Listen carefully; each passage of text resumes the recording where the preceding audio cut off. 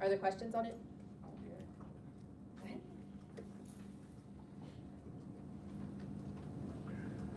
There's a motion. There's no motion. There's just information. Yep.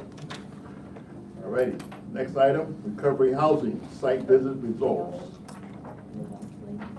Hi, I'm Shannon Hitch. I'm your manager of grant accounting here at the board. I'm just going to provide you an update on how a site visit went on one of our grants. For a little bit of backstory, we were awarded a little over $300,000 in HUD recovery housing dollars that were passed through to us by Ohio Department of Development. The funds were fully expended between July and November of 2025. We had 3 agencies who participated, who were Zeph Center, T. Whitehead, and Ohio Guidestone. And last month on the 9th, they came and did a monitoring site visit to go checked our internal controls, checked how fast we sent the payments, that we were utilizing the funds as they should have been. In that, they did a cash disbursement test, which they chose a particular participant, and from the moment the agency emailed us with an invoice to the amount how far we paid them, that it was all done in a timely manner. They reviewed our contracts, different policies. I sat with the site visit with Charlotte Slaughter, our manager of recovery supports, and she took them to Ohio Guidestone, and they went through and checked different appliances and windows, that those were all up to standard as well, and there were no findings when we got the report back on the 20th of last month. Does anyone have any questions? I do. What's considered a timely manner? We are not allowed to hold federal funds for a long period of time. Yeah, so the actual rule says reasonable, but rule of thumb is like 30 days. So from the time we get it, the receipt, the revenue, Right. to the time we make the payment, Right. needs to be less than 30 days. Our turnaround is always next Sure. next payment, which is the next week. Okay. But yes, if they're federal funds, so there's all kinds of rules, and these were federal funds. But when you get into that, they have special, like, if you're going to have the funds longer than 30 days and you're accruing interest, you have to pay the government back, all those rules that flow with it. So Okay. it was even more so important that we have this in place. And I think, to piggyback on when I just talked about the audit and then this, I think it really shows that we are using the taxpayer dollars correctly. When we get federal funds, we take it seriously. We're making sure that we're doing what we need to be doing on the back end. Sure. And I had Shannon present because she did most of the work. So, Well, with Me Charlotte, and well, With yes, Charlotte. I mean, financially, sorry, I shouldn't. and she was very nervous about presenting to you guys today, so let's give her a Thanks for hand. calling that out, Her and Scott. Charlotte. Thanks for calling that out, Scott. Once we name your fear. There you go. You won't be fearful anymore. All right, well, thank you for that report, and here I have to also apologize to the team. I did take something out of order, and I need to go back to the number 8, which is the calendar year 25 audit. And then that will be Jenny, if you could address that for us, please. So, as part of our monitoring, as part of our tracking, our provider agencies are required to send their audits to us as well. So not only do we have to have an audit, but our provider agencies do. And in our provider agreement with them, it states that they have essentially 5 months from the end of their fiscal year until we need the audit, the audited financial statements. We do have Mercy Health Foundation that is late with a portion of their audit. So the motion on page 7 is essentially to withhold payment of funds until they turn in the audit.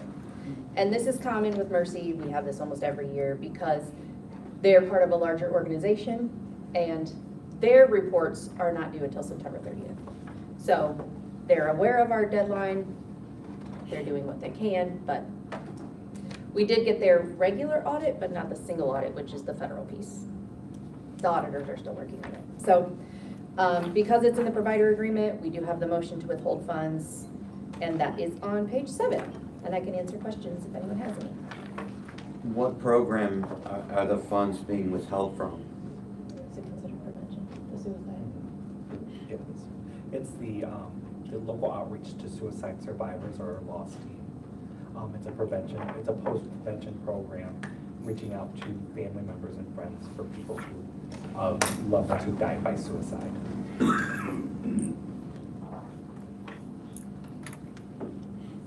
Yes. Again, this is consistent and uniform with what we do across the board with every provider that Yes. is linked. Yes. Thank you.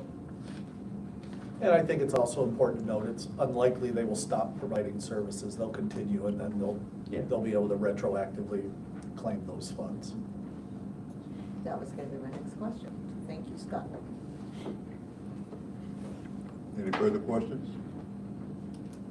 Motion to approve? So moved. Second? Those, any, again, I asked for a question, no further questions. Those in favor?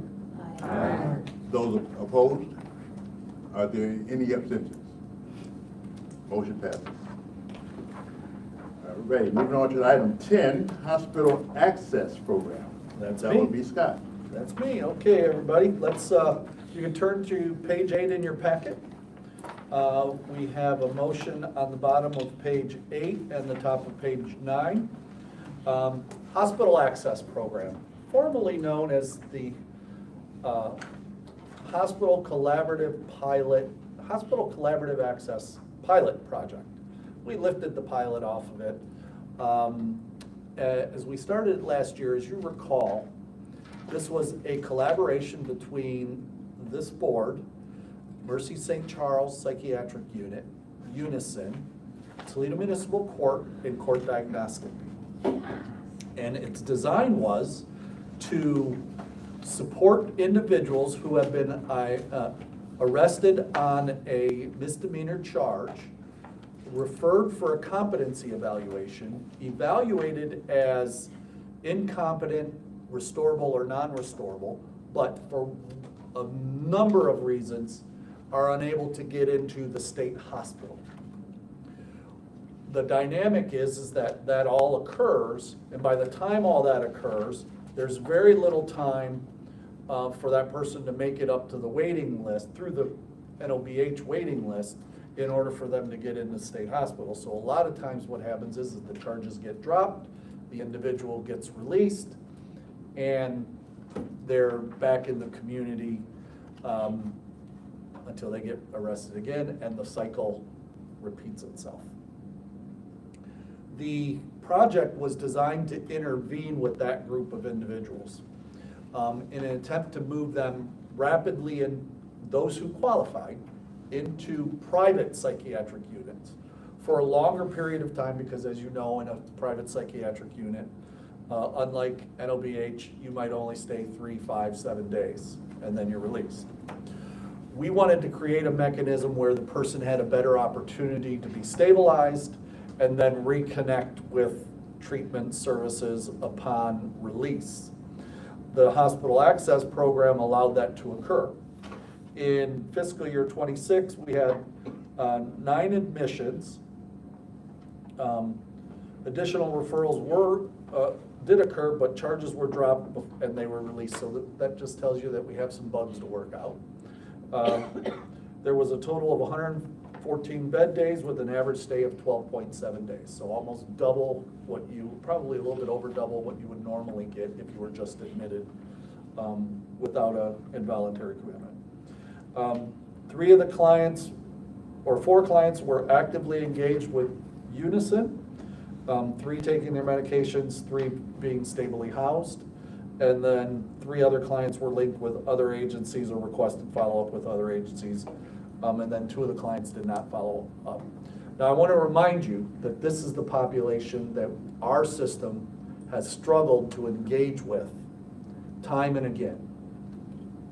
So we see these numbers as pretty successful. The desire here is to initially allocate $50,000. It's $1,000 per day for those individuals who are not covered by Medicaid for the hospitalization. And we'll use a combination of a total of 30 is recommended to be allocated to DBH block grant and 20 is recommended from the criminal justice block grant. So Department of Behavioral Health funds for the project. And if we go through that project, if we go through those funds, we may come back to you and ask you for more. But if we do that, I think that would be a pretty good signal of success. That's what I was gonna say. The other thing that we would like to do this time around is we want to expand access to the other municipal courts, which will take a little bit of time for us to get that together. Right now, we work through Toledo Municipal Court, and there's no reason why this couldn't expand to Oregon, Sylvania, and Maumee courts as well, provided they're willing to sign an MOU and follow the process and follow through on the process. So we'll be working to get all that information together and get out to those courts and have a conversation about that. It's very common where somebody might get arrested in Sylvania, go through a competency process, get released without care, and end up getting released again or rearrested again in Toledo or Maumee or Oregon for that matter. That is all too common of occurrence. The other thing that we're hopeful of doing is entering into an agreement within this mutual agreement or understanding to share competency reports so that we can reduce the time it takes to have someone undergo a competency evaluation. Because right now there isn't a current process where misdemeanor courts will share competency evaluations across their courts, even though they might have seen that person 2 weeks ago or 3 weeks ago or something like that. So we're going to work out the bugs and kind of force the process within this agreement because the key to successful competency restoration or access in the hospital is a quicker competency evaluation, because sometimes it can take upwards of 30 days. And on nuisance charges like these individuals are going to be having, the time that they would spend in jail if convicted on that charge is more than they, less than they would need in order to go through this process. And so a lot of times it's just getting kicked. So we're trying to speed that process up too. So it's a modest request of $50,000. We believe the project is working. We meet monthly with the team, and we're very hopeful to add in the other groups as well. So happy to answer any questions. Yes, ma'am. Have any conversations been started with Maumee and Sylvania? Well, if that person to your right counts as a person of interest in questions around Maumee, who works for Maumee Court, yes, that has occurred at least with Maumee. You already called them? Oh, good. Yeah. Well, I just think that that's probably the toughest part, is breaking the ice and getting, you know what I mean, getting everybody on board. Yeah, we have very good relations, and they're all experiencing the same kind of issues. And by the way, they all know the people. It's the same people that kind of rotate through Okay. the same places. So it's not unheard of that Ms. Howe at Maumee Court would hear of somebody who was in Toledo, and vice versa. So it's a rather unique program as well. It's got a lot of moving parts to it and a lot of partners. There have been people around the state that have contacted us and said, hey, you're doing something that no one else is really doing. Can you send me the MOU? Can you tell me how it's working? Those kinds of things.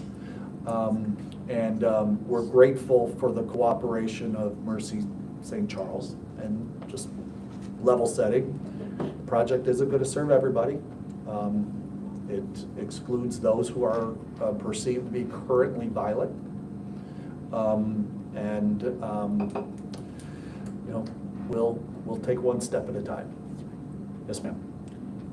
some of the new people might not realize that we don't have that many beds available at LBH, and that's why this is going to be helpful. So we have about 113 psychiatric beds at Northwest Ohio Behavioral Health, which is our local psychiatric hospital. But that hospital serves the 23 county region, not just Lucas County. We are also blessed with several private psychiatric units, St. Charles, Toledo, UTMC, Flower, Arrowhead, and Genesis? Assurance Health. However, those units are less likely to take some of the highest acuity, most acute clients because of past experiences, assaults, physical concerns. And so this project has bridged that gap a bit. And we're one step at a time. A motion. I'll second. Any further questions? Properly motion, second. Those in favor? Aye. Those opposed? Any abstentions? Motion passes. Moving on to the next item, which will be 12, Ohio Department of Behavioral Health, access, where am I at? Where am I at? Yes, that would be it. Ohio Department of Behavioral Health. No. Access to Wellness, got it, Sorry. thank you.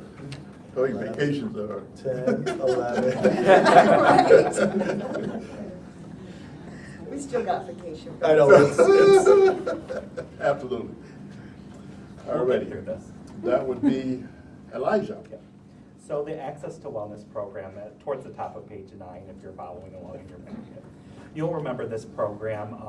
Over the years, the department had allocated us funding to serve really people who've had multiple hospitalizations, involved in jail, and maybe involved with another partner system like the Board of DD or something like that. The department has decided to discontinue the program at the end of fiscal year 26. However, boards had an option to recommend keeping the program and changing it up a bit. Now, with the hospital access program, we connected our Access to Wellness program in that because we realized that we needed to get people the support back in the community. So while the hospital access program really focused on the inpatient services, the outpatient services were supported by Unison and the Access to Wellness program to help pay for things like transportation, housing, basic needs. So we are recommending to continue this program at a smaller scale of $75,000 because it's so closely linked with the hospital access program. And you'll hear a lot of access. So this program, previously clients were allowed up to $8,000. We're reducing that amount to $3,000 because we don't have the same amount of funding as we did in previous fiscal year. We're talking about closer to $175,000 last year versus the $75,000 allocation. We also need to consider currently with the hospital access program, Unison is the referral source for the outpatient programming. But as you heard in the motion, some clients chose not to follow up with Unison. So we may need to extend that beyond Unison to other treatment agencies who want to participate. So this motion is about allocating this as a pool of funding like we've done in previous years to our contracted providers who may want to access it for the purpose of the program. Again, these can pay for just basic needs, housing, transportation, those kind of things. And agencies are allowed an administrative rate of 10% to help cover the cost of the work of doing that with the clients. So you'll see a motion in the middle of page 9 to that effect. And I'd be happy to answer any questions. Yeah. I always get a little nervous when I see with case by case considerations. Can you just give me like a high level overview of how we are going to use case by case considerations and be certain that we don't inadvertently give some benefit to some Yeah, and not to others? That's a good question. We really, really talk this through with the clinical team and let them kind of lead the decision-making, like if they had the money, this is who the client who needs it the most. Really where this comes down to significantly, like we've done in the past, because in previous years, we've had to go over the $8,000 amount because clients would be released and their benefits not reinstated, so they couldn't pay for a group home, for example. So we would work with the agency to go to use a little more of the money to keep them stable in that group home until their benefits were reinstated. So that's just an example. We want to cap it to kind of these basic needs and really focus on that, which is why you see that lower amount in this request. So really guided by the clinical team who's working with all their clients to best determine, based on their symptoms and needs, who kind of needs it the most in the moment.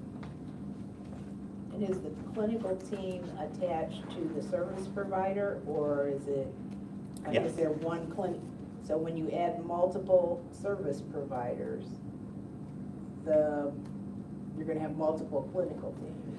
So it's, on the outpatient side, it would be the treatment provider, would be the clinical team. So, for these referrals we've had from the hospital access program, it's been Unison managing that. And it's all, this funding too is all reimbursement based to the agency. So they spend the money and then submit the evidence of receipts, and then we reimburse them based on that. So it's kind of that team managing it.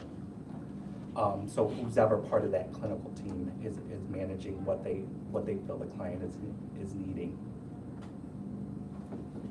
Well, I guess I would encourage that somebody sits on your shoulder if you're accepting clinical teams' recommendations and keeps my concern in mind when you have multiple clinical teams that might not all be applying the same theories or, what's the word I want? Standards. Formulas, criterias. Yeah. Yeah, I think that is the challenge when when we have to go on clinical necessity, because a lot of that does live in the gray area. But I think, we can trust our providers to really, who are working with the clients day in and day out, who are working with all their clients to know, for their clients who may need to know, who may need a little bit more than someone else. But your point is well taken. Question. Is there a limit on how many times an agency can apply to get reimbursed for this for one person? So let's say Jane Doe needs transportation to an appointment, and then they drive them, they ask for reimbursement, and then they need transportation next week, and then the week after, do they have to apply for the funds every time for reimbursement, or is there a cap, or? So they submit kind of a plan on what they're thinking the client will need. So if it's, typically it'd be like, let's say, bus tokens or something like that. So they might apply for bus tokens as part of that plan. But those plans are really agile, and they're communicating when things need to change. So as long as, once it gets to a certain amount, then we have the conversation, does this need to go over? Is there good rationale? So board staff do that with, the clinical team recommends that to board staff, and board staff work with the clinical team to say, this makes sense, or hey, we also have to encourage them to find other options too.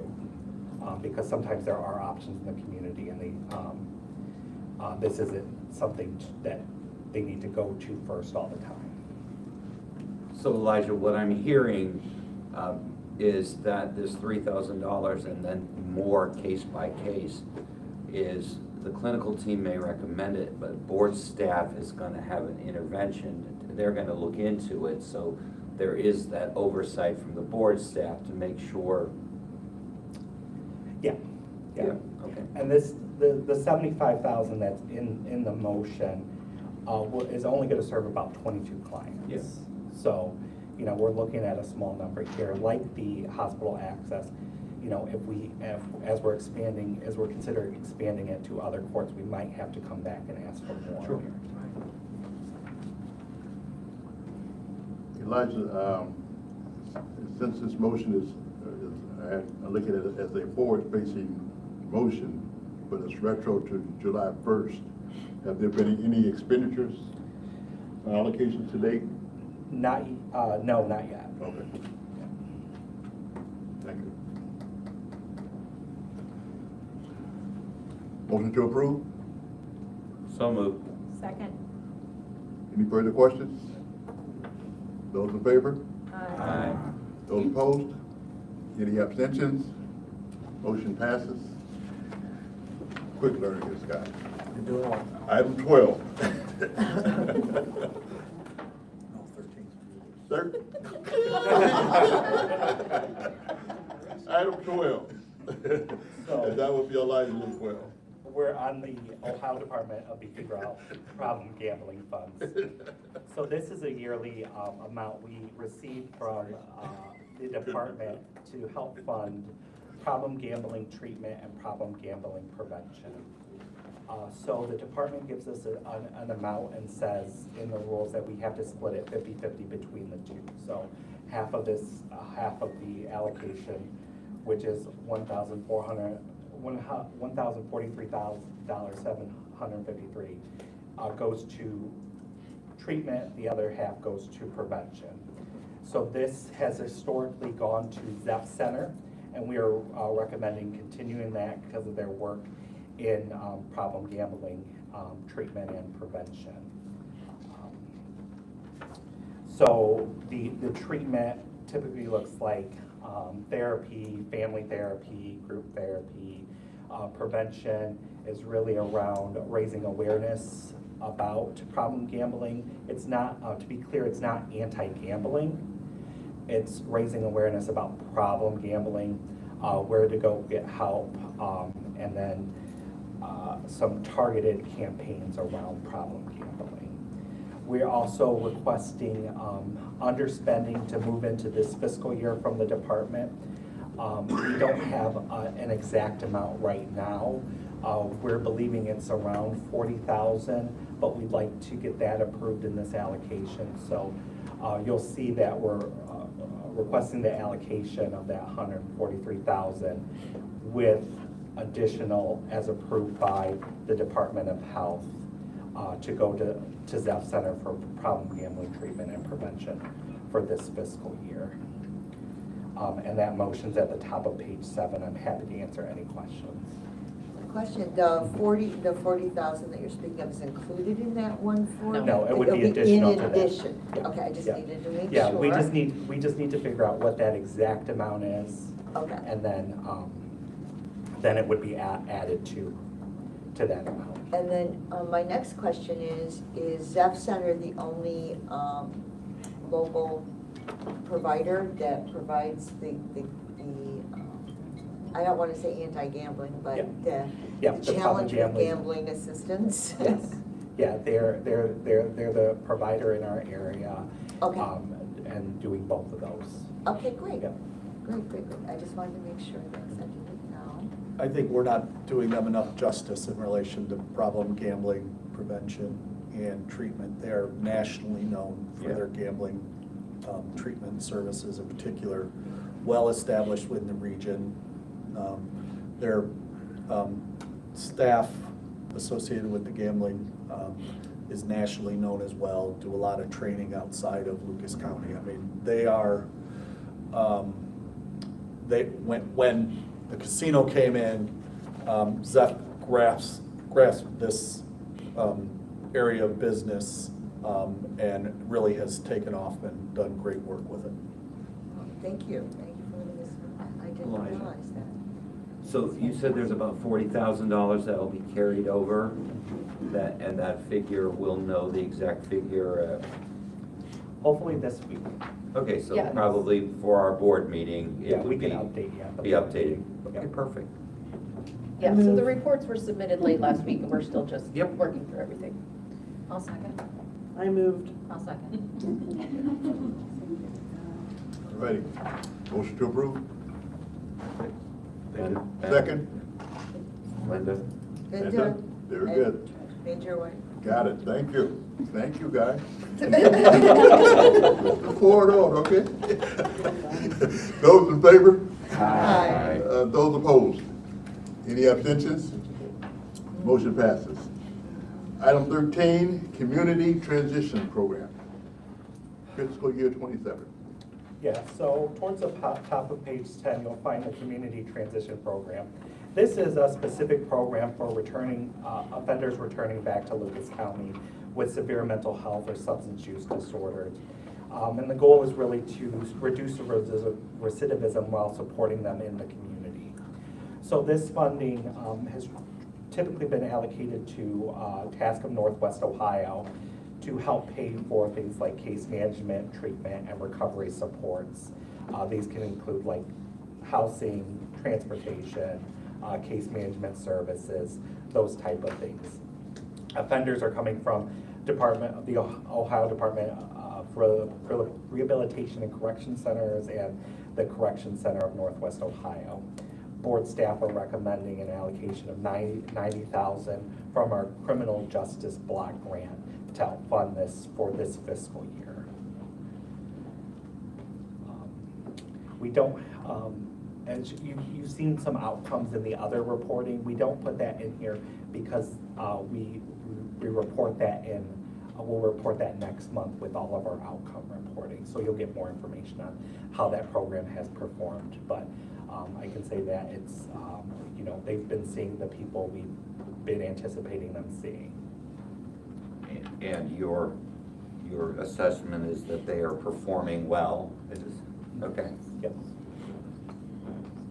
Yeah, as you know, the population task of Northwest Ohio works with is a challenging one, and I think they're doing you know, a great job in helping people, you know, get into recovery and stabilize back in the community. So how large is that population of those who are returning? Great question. I used to know those numbers. Is it You're talking about a reentry population. Any thoughts? What was the question? I How many people return to Lucas County after Oh, prison? return to Lucas County? Yeah. Ooh, I could get you a number on the number we see in a year. We usually see, the number of people who are referred to us versus the number of people who show up, of course, are different. We probably get 200 to 300 referrals a year. And of that, we probably get 60% of those, but that's just our agency. So, you know, when we attend the first Wednesday events that we do with the Reentry Coalition, there are hundreds of people at every one of them. So I unfortunately do not have a good number on the total number for the county.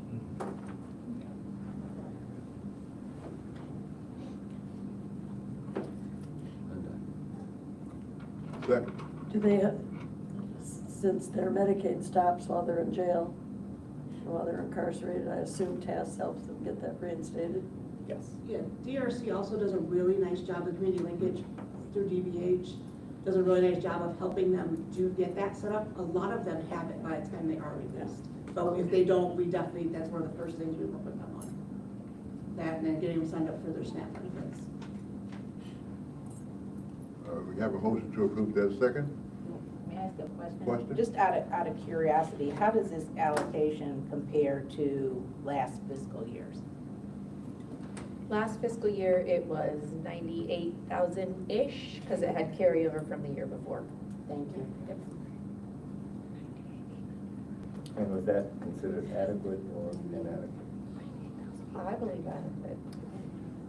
Yeah, they, Rely on a lot of. yeah, they typically had some underspending, so we think, you know, this is a good amount.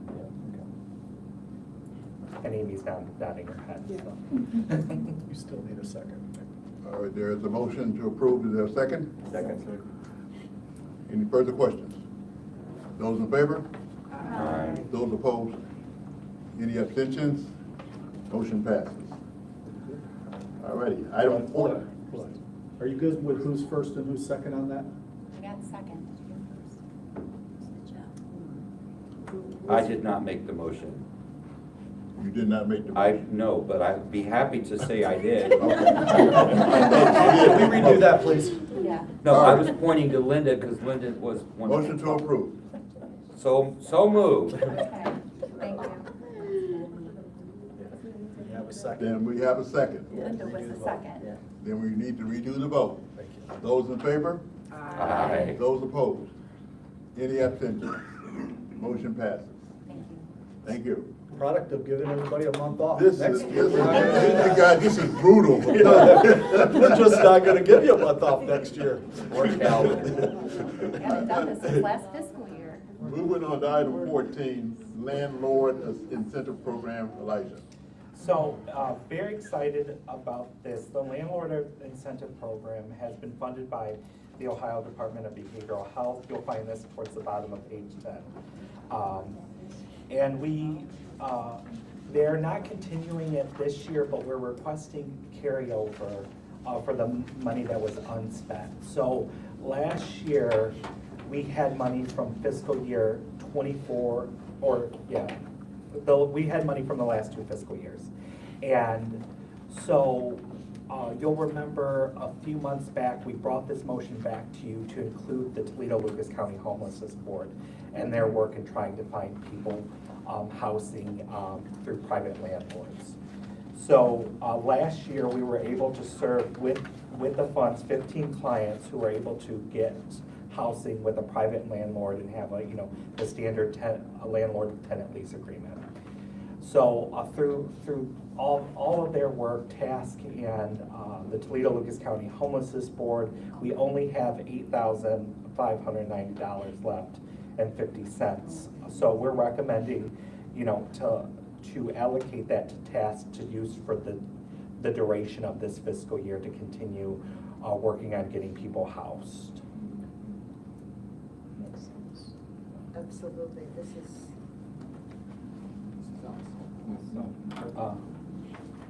There's a motion on the bottom of page 10 if anybody has any questions. So moved. Second. Yes, we love it. Properly We moved love this one. and seconded. Oh, great. Any additional questions? Those in favor? Aye. Opposed? Any abstentions? Motion passes. All right. Moving on to item 15, overdose awareness funds. Elijah. So we're at the top of page 11.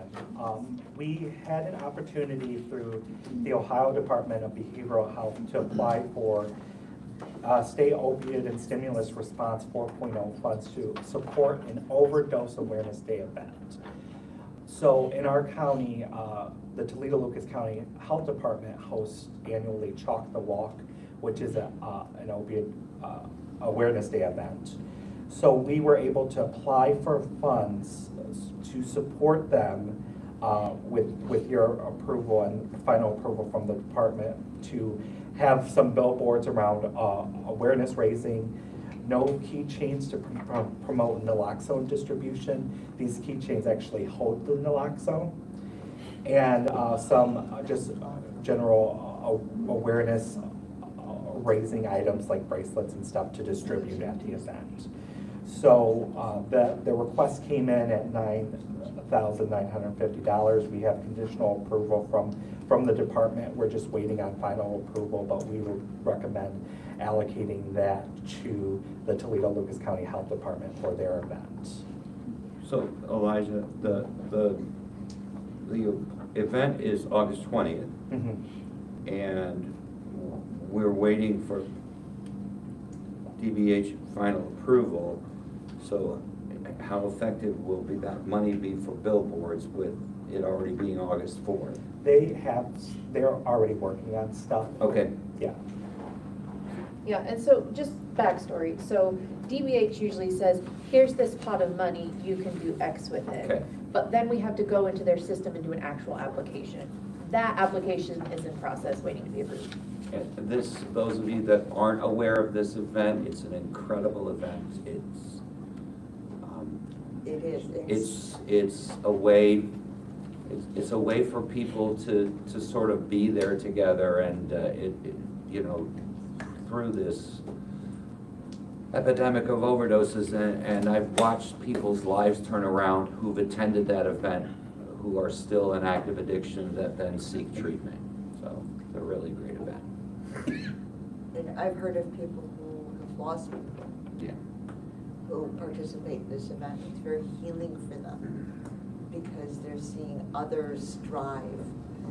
Yep. And they're offering encouraging words. It's just a great community event.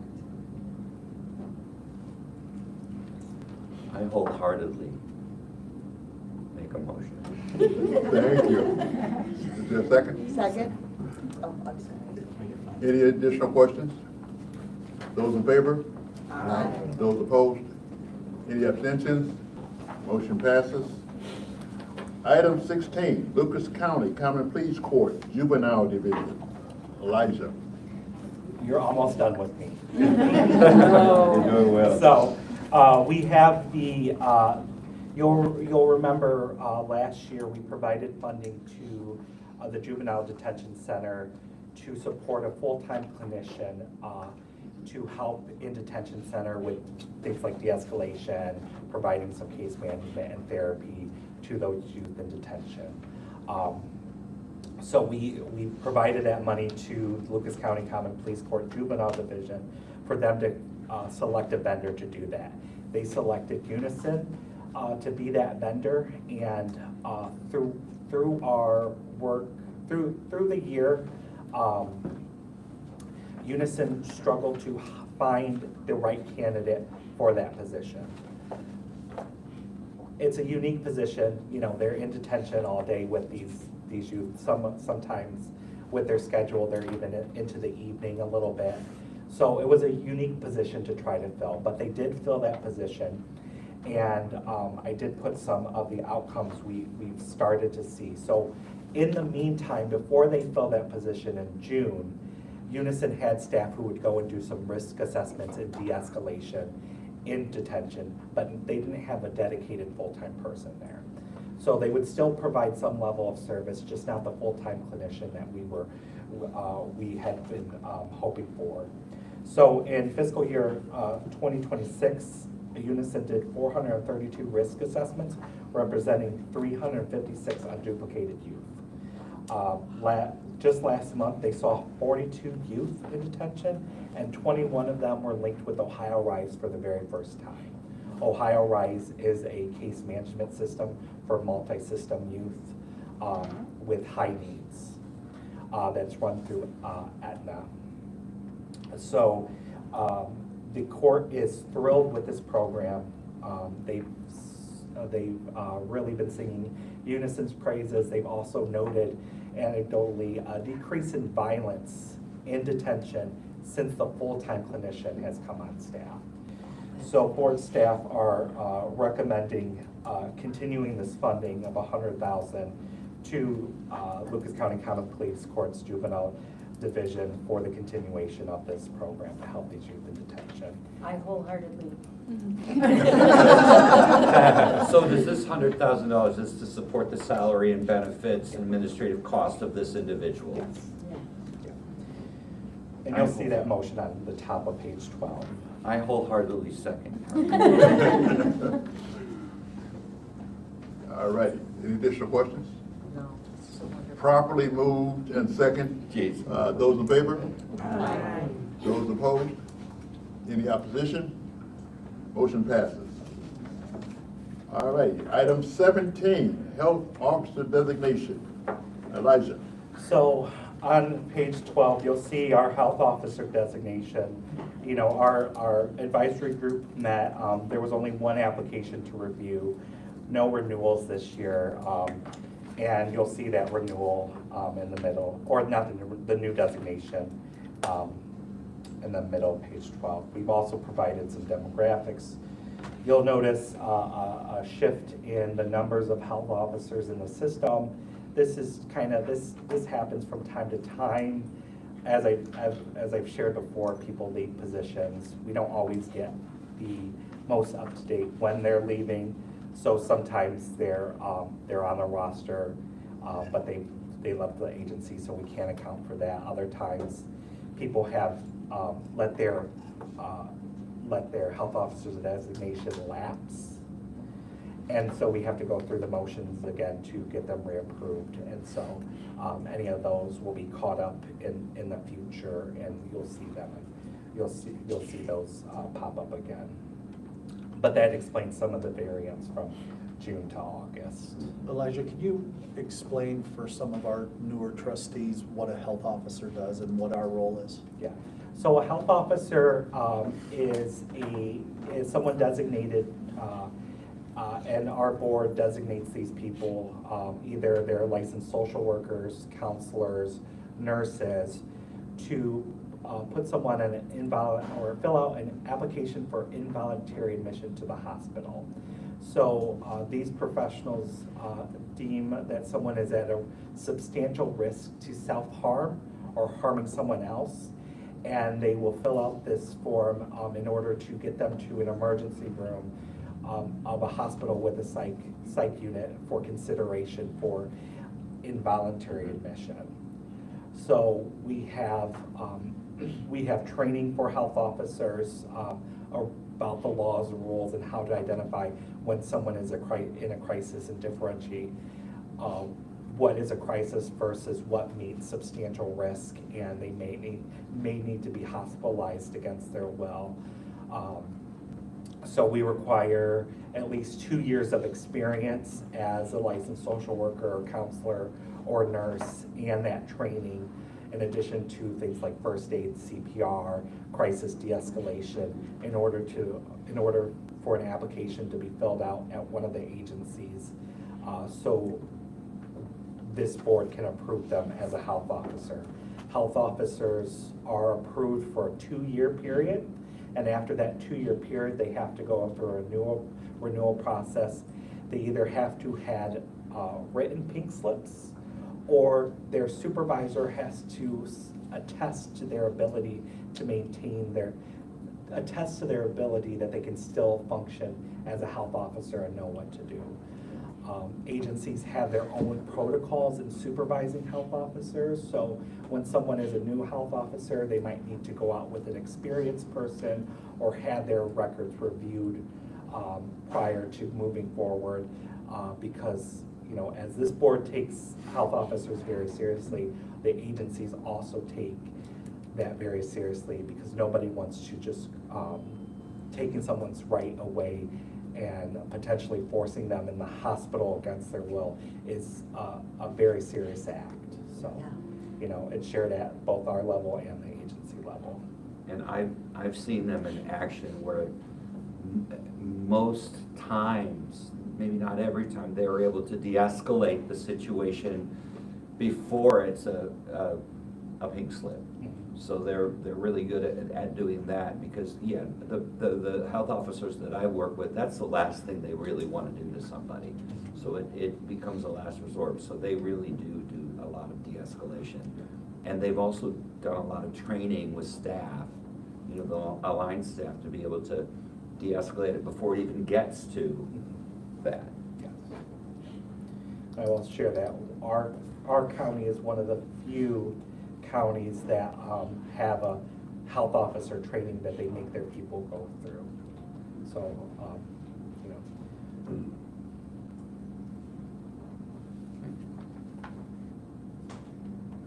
Elijah, just a quick question for my own purpose.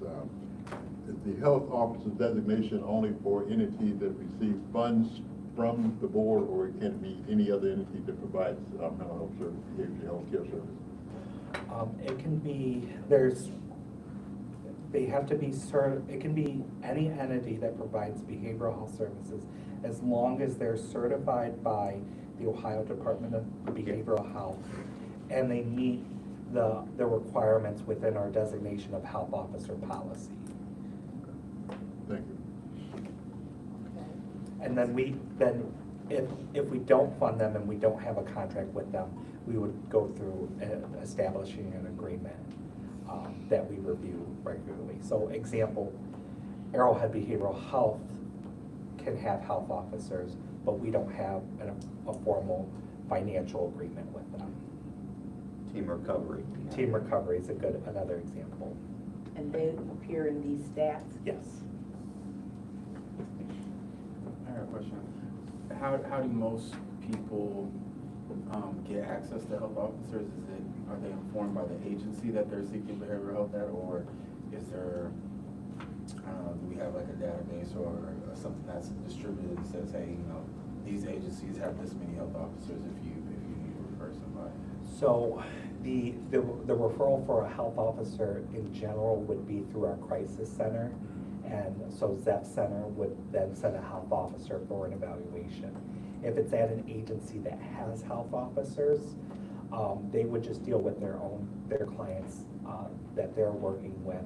And typically, someone who's not a health officer who's noticing like maybe the client's escalating, maybe they're threatening themselves, would call a supervisor who would get a health officer in to come and assess the situation and potentially write that in the application for involuntary admission or not. Yeah. And I know that most agencies have policies about, you just don't, one person just doesn't transport them to Flowers and Charles, and oftentimes agencies with health officers will call ZEF for that extra support and transport. Just out of curiosity, do first responders have access to health officers as well?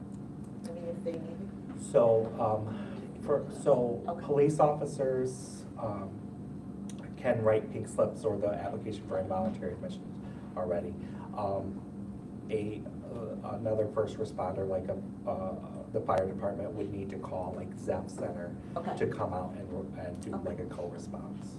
Yeah, but they can. All right. Perfect. Motion to approve? I second. Second? Second. Any additional questions? Those in favor? Aye. Those opposed? Any abstentions? Motion passes. Moving on to item 18, Home for Everyone, continuum of care. That'll be Scott. Well, that officially ends the Elijah show. By the way. Just so you guys are aware, we do ask him, do you want this broken up so that we can enter, and take any, no, he just wants to power through it, so you did a great job, thank you. Yeah. So, the Home for Everyone Continuum of Care is the planning body for the homelessness board in essence. It's made up of community members, individuals who have been previously homeless, individuals who are currently homeless, providers, and many, many others. Their bylaws indicate that this board actually gets to appoint one member to that committee, board, whatever it is. Does anyone else? Our original appointment was Ms. Senamarad Freeman, who served as its chair for the first 2 years of its existence. So you've been off, you've not been the chair for about a year now, right? Yeah. At which point she became eligible for reappointment. Her term ended July 1, but she could continue to serve until we did a reappointment. And that is what you have in front of you today. I assume, Senator, you're willing to serve. I guess I should have talked to you first. I actually I did talk to you first. Unless anyone else would like the opportunity. No. You It is so rewarding, I will tell you that. It is very rewarding. And it can be heart-wrenching as well, but the rewards are there, definitely there. It's really a place where I can understand why somebody from this board should be appointed to that board, because there's a lot of cross. Yeah. I wholeheartedly move. I wholeheartedly, go ahead. There's way too many seconds in first. We do have a proper motion and a second. Any additional questions or comments?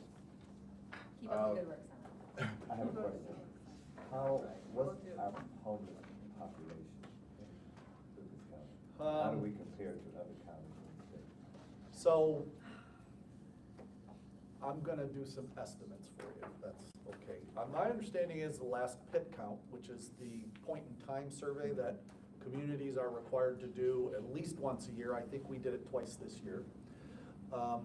We've seen almost a doubling from previous years. So I think around a little bit over 300 to almost 600 unsheltered, meaning in an emergency shelter or found in an encampment or on their own. My understanding is also about 180 of those are families. Yeah, the fastest growing segment, if I can jump in. I would prefer you do that, yes. Okay, the fastest growing segment of homeless in our community are single women with children and seniors. So there are a couple of dynamics involved with that, just if you guys are interested in hearing about it.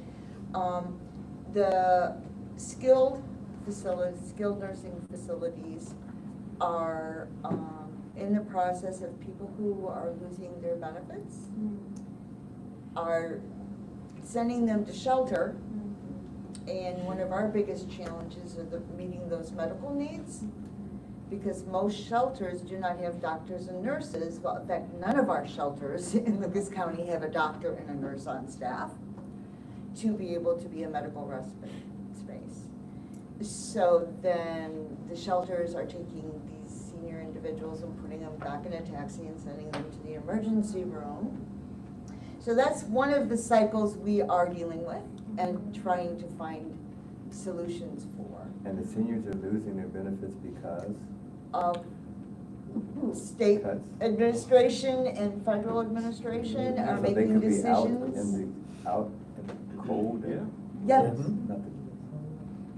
Sometimes with an IV bottle Like I said- along with them. Like I said, We've heard those stories. it's most rewarding, but it's the most heart-wrenching work you can do, So- because you can't fathom some of the stories. You can't, no imagination even can go there. And so that's a challenge. One of the things we're working really hard to do is to create, like, if you will, a day center, where individuals can go and do laundry and have a mailing address and some of the basics. We're working hard on getting that into place. And it's an incredible group. I chair the government relations committee for this, for the continuum of care. And the committee's been super active, in fact, nationally recognized for its work that it's doing with our elected officials in trying to resolve some of these issues, especially for the two fastest growing segments of our homeless. It's challenging, like I said, and it's heart-wrenching. And the money is shrinking and shrinking and shrinking and shrinking right now. We've already lost, like, what was it, 3 million? Wow. That we've already lost with all the federal cuts, which when you're a community this size, that's Significant. Let me rephrase, rephrase that. We are very likely to lose $3 million in the next coming cycle, which is starting the NOFO, Notice of Opportunity for Funding, which is the HUD application, is out now. It's due at the end of, I think, middle of this month, back to the homelessness board. But the redesignation from housing first, meaning low barrier housing, find somebody who needs housing, get them in a house, and then support them in care is being changed to transitional housing, which is a step backwards, where most housing advocates would believe that is a step backward. And you're limited to 2 years transitional housing. So you're not, it's not a permanent home. You're limited to 2 years. Plus, there is a lot of concern about the people who are currently housed under the Housing First, this funding structure, because they are no longer homeless, don't qualify for the transition. Thank you for clarifying that. So, as you recall, we allocated $80,000 to evaluate the 300 families that we think are gonna be impacted by that, to determine what level of housing they might need, and that's the project Elijah is heading up with the University of Toledo Occupational Health, who's likely going to do the evaluations, as a way of identifying what the actual opportunities are for those folks. And from there, then we may have some decisions about what we're going to do. This impacts NPI, it impacts Leading Families Home, it impacts a number of different organizations that do permanent supportive housing. But it is a significant concern for our community. Am I correct in assuming that we are doing better than most counties in Ohio? No, no. I think we're doing what we can, but we were hamstrung years ago. We don't get nearly the resources that some of the other major metropolitan areas get. I think our continuum of care funding is somewhere around $3.5 million, $4 million. Now, it is a competitive process now, but when it first became, when it first started, and I don't know the exact time, you were able to kind of buy into the program, meaning if you put up $2 million, you got an additional $2 million, and some of those communities were able to do that. We did not do that. So now they're starting it with renewal burdens like in Cincinnati or Columbus at 18, 19 million, 12 million, and we're at 3. And the thing of hope is the creation of the continuum of care helped us climb up that ladder, quite a few notches, so to speak, if you will, to go towards funds. So the first 2 years were spent on building structure and making sure that our bylaws were one that HUD would smile at. You know, there was a lot of structural building. So I believe into the future with the leadership, you know, Ann Everett is the current chair. The elected chair is Colleen Ali. So we've got some really strong leaders that are leading the board. I believe that we're going to be able to hopefully get Lucas County into a space where we can become very competitive with everyone else. But Scott's right, we're way behind because of past decisions that were made. It's just sad that 2 of the most vulnerable segments of our society are put in this crisis situation. Yep. Well, we haven't even talked about kids. Yeah. All righty, properly, second. Is it fair to say that things are going to get worse because people are going to continue at increasing rates to lose their health care? Unemployment is likely to increase. There is an absence of affordable housing in this community.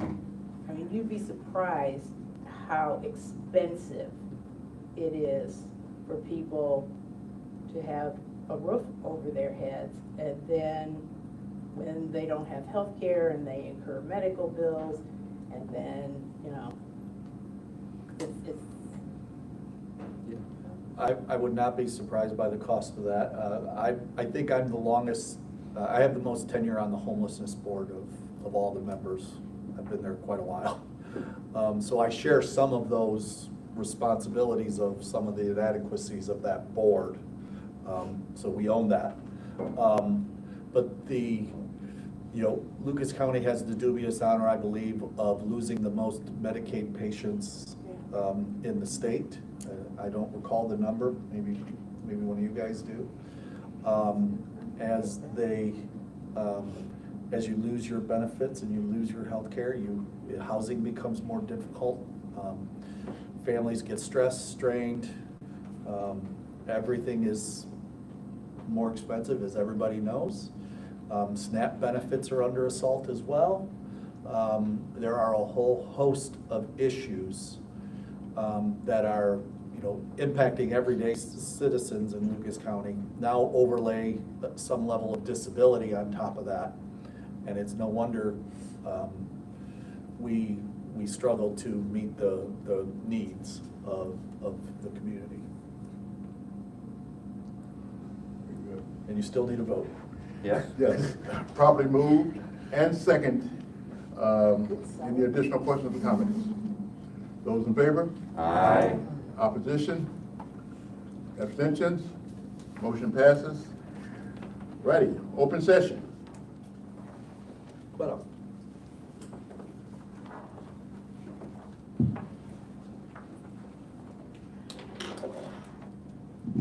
A lot going on in Government Center. I'll try to be brief. I try to give you accurate information. Sometimes all I can do is report what I hear, and you can draw your own conclusions.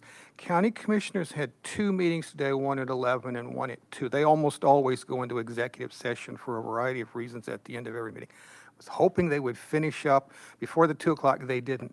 When they did come out of it, this is what they said, an additional $100,000 in legal fees to the law firm that's helping us with the lawsuit. I'm going to repeat that, the law firm that's helping us with the lawsuit. I asked the staff, what law firm and what lawsuit? Probably the jail, I don't know. But at a time when they're telling their agencies, slash your budget by 13%, that's very unusual. I'll try to find out what it is, but apparently they got plenty of money for law fees. And as Scott can tell you, this morning they recognized the 20th anniversary of the formation of the Mental Health and Recovery Services Board. Scott gave a polite description this morning. I'm not polite. Long story short version, when we downsized the state hospital, I don't think we could have screwed it up any worse if we had tried. One of the many mistakes was that we didn't plan for substance abuse services. You take a whole bunch of people out of the state hospital, you put them in neighborhoods with easy access to drug and alcohol, you're going to see a rise. But we didn't plan for it.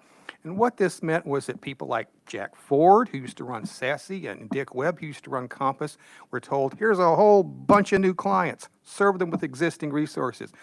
At the same time that mental health agencies were just raking it in. Too bad we're in the middle of a crack cocaine epidemic. Serve them with the big resources that you've got. It would be fair to say there was bad blood for years. Now, if you look at the levy situation, Mental Health Board hadn't lost a levy since 1978.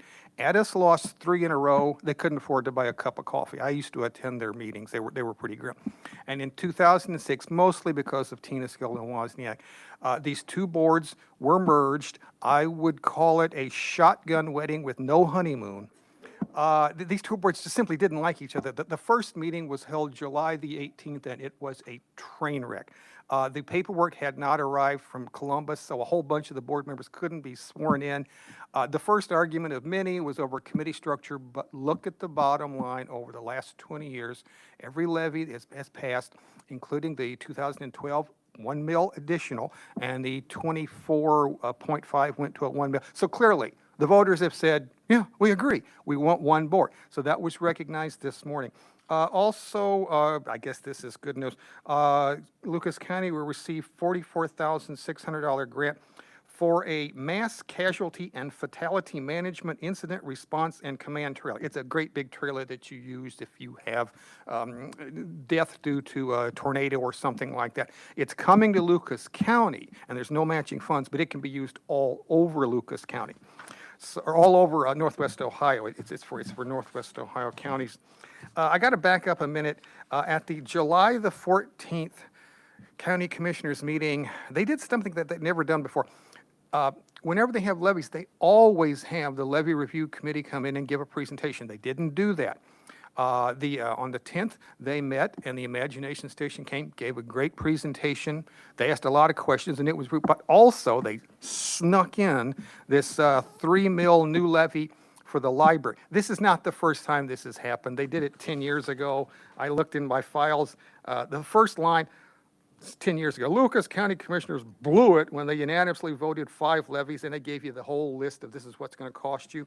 So at a time when it's going to be in competition with the 0.25% safety tax for the city and the 6.9 mil school levy, which I'm told is badly needed, it's going to compete with them. But that's what we're going to see this November. At the meeting, it was mentioned that this board was going next year for a levy. I understand that's not going to be the case, but they did schedule a September the 17th meeting of the levy review. It's going to be to review procedures and presentation process. And then Friday, November the 6th, most likely you will see a Children's Services Board and the Developmental Disabilities Board. I don't know the millage or anything like that, but they will be on the May 27 ballot. So there's quite a bit going on there. On August the 13th, the Plan Commission meets. We may get another gas station. This one would be at the corner of Detroit and Delaware, and the neighbors are dead set against it. Apparently, they quietly held a neighborhood meeting, but forgot to invite anybody. There were like 3 neighborhood groups there, and they're having the meeting today. Now, it's recommended for approval, but that doesn't necessarily mean the Planning Commission likes it. It's just, it means they're in compliance with everything they need to do in order to put a gas station there where you've already got this saturation of gas stations. And of course, the argument that you always hear is we'll see mentally ill and substance use people hanging around there. So it's got a long way to go, but it is recommended for approval on the 13th. The City Council gets the final say. That'll be sometime in September, I should think. And I did want to touch on this last Friday. This is the New York Times, a newspaper that's read all over the world. This is concerning, well, I should say not the latest. This is concerning a mass shooting that took place in Appalachia, Georgia in September of 24. 4 killed, 9 wounded. The son, who everybody knew had psychiatric problems, he's been given a life sentence without the possibility of parole. Now his father has been sentenced to 15 years. And it's a good article. It goes on for 24 paragraphs, mostly about what the parents did or didn't do. But I had to go back in my files. Here's what it doesn't mention. This is from the Detroit Free Press, September of 24. The FBI knew about this. They received anonymous tips a year before it happened. They interviewed the father, they interviewed the son, and they said, we don't find any probable cause. Now, maybe they did an adequate job, and maybe they didn't. Maybe they dropped the ball. Maybe they could have prevented this a year before it happened. But this was never pursued. And so clearly the prosecutors have said, we don't want to go after the FBI. We're going after the family. And we're seeing this across the country. Anybody can get a gun these days. We're going to continue to see school shootings by students with some kind of psychiatric problem. And there's going to be more and more anger. But you're going to see prosecutors go after the parents and not after the school system or not after agencies like the FBI. And what does this mean here in Toledo, Ohio? I think it means that when families have a mentally ill child, they may or may not try to get help for them, but they're going to do everything they can to keep it a secret. And that's tragic, because we need a public dialogue about bullying and about social media and about school systems that don't always do their job. That would help with school shootings. But I think what we're going to see is let's go after the parents, because remember, we have 2 courts in this country. We have the court of law and we have the court of public opinion. It's tough to get a conviction in the court of law, but it's not tough to get a conviction in the court of public opinion, especially when the news media jumps on the bandwagon. So what I think we're going to see in the future is more school shootings and more blame for the parents. That's my editorial comment. Thank you for listening. Any additional? Just for the record, we're scheduled on the ballot sometime between November 27 and November of 28 would be our next. We can't go before November of 27. Thank you, John. Any additional? All righty, meeting stands adjourned. Thank you, everybody. Thank you. Did you want these? Um,